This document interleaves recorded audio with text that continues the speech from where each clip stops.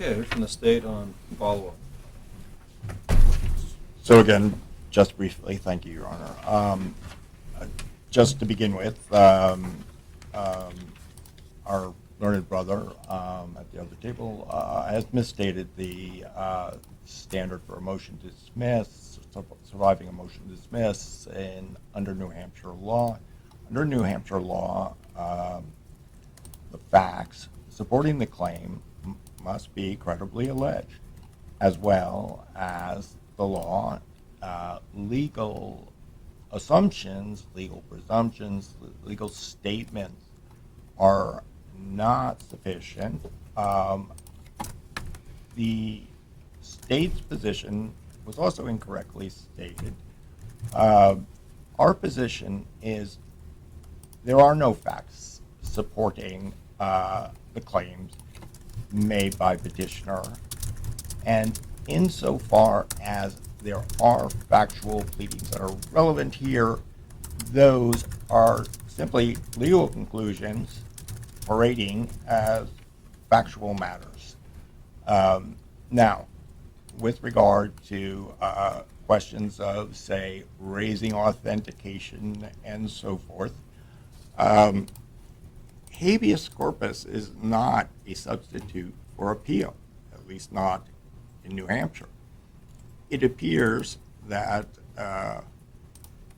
through a very, at least from respondent's point of view, a very difficult chain of reasoning, the petitioner believes that she may relitigate something that has been litigated before the state Supreme Court. It is unclear why that wouldn't just be another appeal. And that's not what habeas corpus is. Also, just I might just add, more or less off the cuff, it's very difficult to see how there could be an authentication issue when the trial court, as here, reviewed all of the transcripts and all of the tapes prior to allowing them to be played or distributed, depending on whether you're talking about the tapes or the transcripts. And so there has been considerable attention paid to exactly what the authentication issue is about, or what I assume it would be about. So it's difficult to see how it would even be meritorious if it were raised. But putting that aside, if there's a trial issue to be brought up, it's got to be brought up through through a guise of ineffective assistance of counsel. Here, there's been no allegation of deficient representation. I don't think there could be, since the study, the science here didn't exist in 1991 when the trial was going on. Our brother also misstates the prejudice prong of the ineffective assistance of counsel test. It is actual prejudice. The standard to meet the actual prejudice test is that it's got to be reasonably probable that absent the deficient representation, the outcome would have been different. We submit that neither of those tests have been met. With regard to Anaya, we are a little puzzled as to what the argument is there.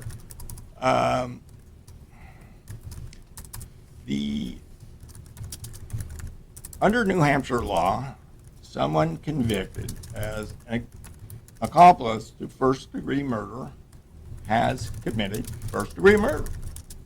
Now, somehow the word "can" got mixed into our brother's presentation to you, but it is not a matter of how the state charges the crime. It's just a legal fact under New Hampshire law. So we are somewhat baffled by that. If Your Honor has any other questions, we'll simply stand on our briefs and cede the rest of our time to the court. Okay, I think you've answered the questions and responded accordingly to the petitioner's presentation. Let me hear anything further from the petitioner as a follow-up from the state. First briefing.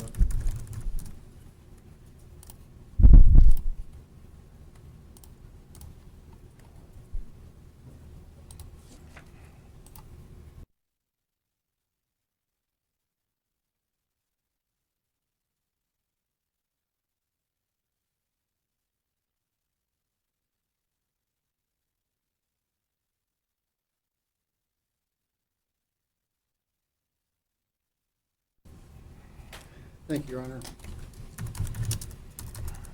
Famous last words, I'll be brief. To the extent that whether the transcripts were authenticated is now a question. It's not represented by the record in any way, but if that is a true contest, it would be a factual question that we should reserve for an evidentiary hearing. Are you basing that off of counsel's representation here now that the court reviewed and prior to the presentation to the jury? Yes, the record does, and I apologize, I don't have a pin site on hand, but the judge did state that it was very hard to hear and that the Judge Gray, did not catch everything on first pass. That would not constitute authentication or accuracy in alignment with the string of transcript cases now before the court. We also disagree with whether no law that I have seen, and coming in as a foreigner, I certainly did my best to review what was out there in New Hampshire. I've yet to see a case that says ineffective assistance, or apologies, habeas corpus can only raise ineffective assistance of counsel. The statute and laws stemming therefrom consistently say we can raise any harmful constitutional error.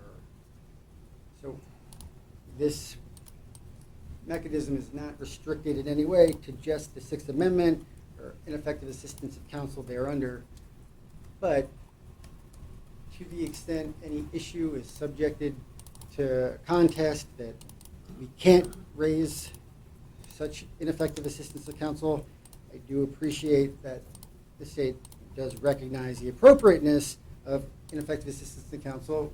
And I would also like to, it has not been mentioned, but the most recent meaningful case on ineffective assistance to counsel in New Hampshire, of Mallard, specifically says that you do not have to raise ineffective assistance to counsel claims earlier on in the process in direct appeal. They are best set for a habeas corpus because they often require evidentiary review, review of facts outside the record.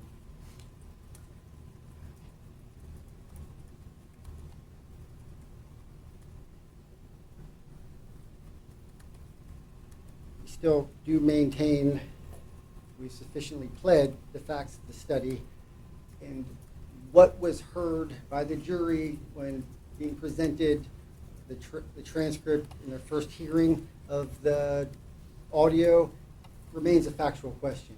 And whether the transcripts had a substantial likelihood of impacting their interpretation of what they were seeing is a factual question that we invite experts who have sufficiently analyzed the matter to come and speak on.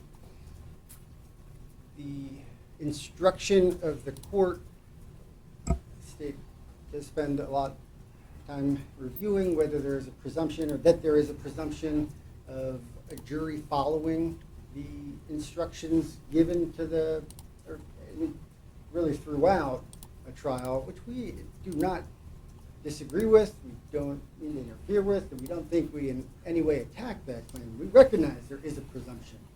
But the nature of a presumption is that it's rebuttable. And that's where the factual argument comes in. We have sufficiently alleged facts that in this situation, that presumption cannot be followed.